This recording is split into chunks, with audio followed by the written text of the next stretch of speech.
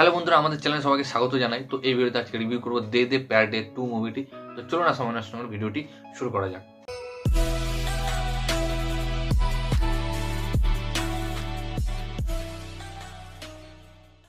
তো এই সিনেমাটি আমার রিভিউ করতে দেরি হয়ে গেল। আমি আগেই দেখে ফেলেছিলাম সিনেমাটি, কিন্তু একটু চাপে ছিলাম বলে রিভিউ করা হয়নি। হ্যাঁ, এক সপ্তাহ প্রায় পেরিয়েই গেছে রিভিউ করছি আমি।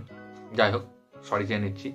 তো এই দে দে প্যার ডে 2 সিনেমাটি কেমন হলো, প্রথমেই বলে দিই যে দে দে প্যার ডে 2 দেখতে গেলে এটা একটা এমন সিকুয়াল যে গল্প নতুন হলেও আপনাকে পার্ট 1 দেখতে হবে, এটা গ্যারেন্টি। পার্ট 1 আপনাকে দেখতে হবে, না তো আপনি বুঝতে পারবেন না। পার্ট 1 আপনাকে দেখতেই হবে। তো পার্ট 1টা তো দারুণ ছিল, ওয়ার্ক করেছিল। দারুণ বলতে কি, একটা রোমান্টিক কমেডি মুভি, ঠিক বলিউড এভাবে ওয়ার্ক করে না, বাট এই আগের পার্টটি ওয়ার্ক করেছিল এবং সেই কারণে এই পরের পার্ট তৈরি করা হয়েছে দে দে প্যার ডে 2, যেটি ডাইরেক্ট করেছেন আনসুল শর্মা। এবং এখানে আমরা আয়েকার মতোই মুখ্য চরিত্রে অজয় দেবগান এবং রাকুল প্রিতকে দেখতে পাবো। এছাড়াও এখানে আরেকটা দুর্দান্ত অ্যাক্টর অ্যাড হয়েছেন, সেটা হচ্ছে আর মাধবন। তাকে নিয়ে তো কোনো কথা নেই, তিনি দুর্দান্ত একজন অ্যাক্টর। তো এই সিনেমাতে আসি, সিনেমাটা কেমন হলো। তো সত্যি কথা বলতে এই সিনেমাটি বেশ ভালো, ওয়ান টাইম ওয়াচ একটা মুভি।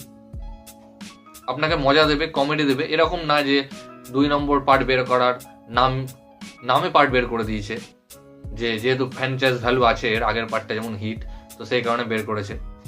তো এই সিনেমাটি আপনারা দেখলে অবশ্যই হাসবেন, কাঁদবেন, আবার মজাও পাবেন।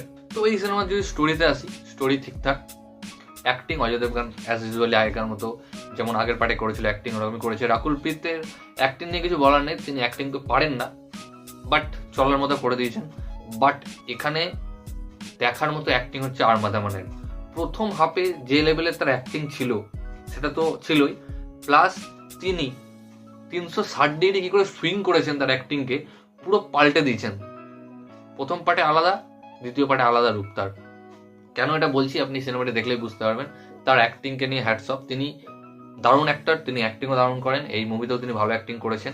এছাড়াও এই সিনেমার একটা ভালো জিনিস, একটা ভালো বলবো না, মজার জিনিস, যে এখানে কিছু অ্যাড হোক বা সিনেমার হোক, কিছু ডায়লগ অ্যাড করা হয়েছে, বা অজয় দেবগানের নিজেরই কিছু জিনিস কমেডি হিসাবে এখানে নেওয়া হয়েছে।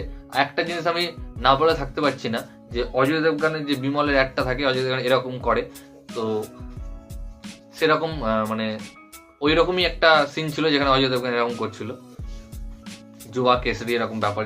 যাই হোক, তো এই সিনগুলো দেখে বেশ মজা এসেছিল। আরও কিছু ডায়লগ ছিল যেটা দেখে মজা এসেছিল।